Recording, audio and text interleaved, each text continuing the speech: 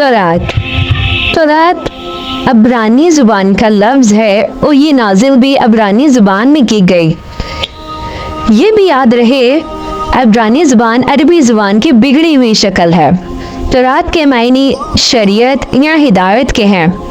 ये बनी इसराइल के पहले साहिब किताब हज़रत मूसा अलैहिस्सलाम पर क़ब्ल मसीह में नाजिल की गई। ज़बूर यूनानी ज़ुबान का लफ्ज़ है, जबकि ये नाजिल अबरानी ज़ुबान में की गई थी। ज़बूर के मायने बड़ी नज़म, पारा या टुकड़े के हैं। ये हज़रत दाऊद अलैहिस्सलाम पर क़ब्ल मसीह में नाजिल की गई। अंजील यूनानी ज़ुबान का लफ्ज़ है, जबकि अंजील सिरियानी ज़ुबान में नाजिल की गई। अंजील के मायने खुशखबरी के हैं।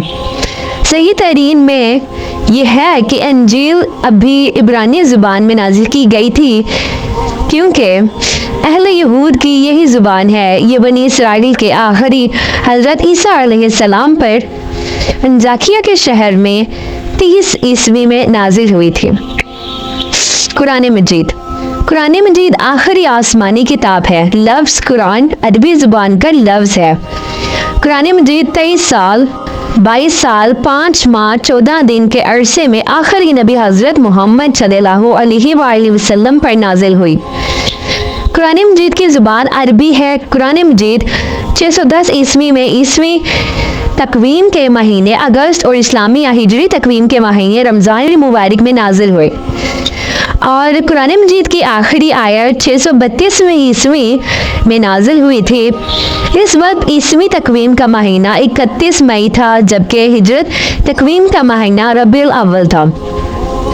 जो पहली किताबें अपनी असल हालत में महफूज ना रह सकें, उन्हें कुरान मजीद ने उनके अहकामात जो अल्लाह ताला की तरफ से थे उनको अपने अंदर समा लिया और कुरान मजीद बेशक एक पूरी और मुकम्मल किताब की सूरत में हम पर नाजिल की गई है, जिसमें शुरू से लेके अब तक न ज़बर ज़ेर पेश किसी भी लफ्ज़ या हरफ की गलती नहीं मालूम होती और यही हमारी दुनिया और आखिरत का हामिल है और यही हमारी जन्नत में ले जाने वाली एक आखिरी कामयाबी है और इस पर चलने वाला हमेशा कामयाबी की राहों में गामज़न होता है।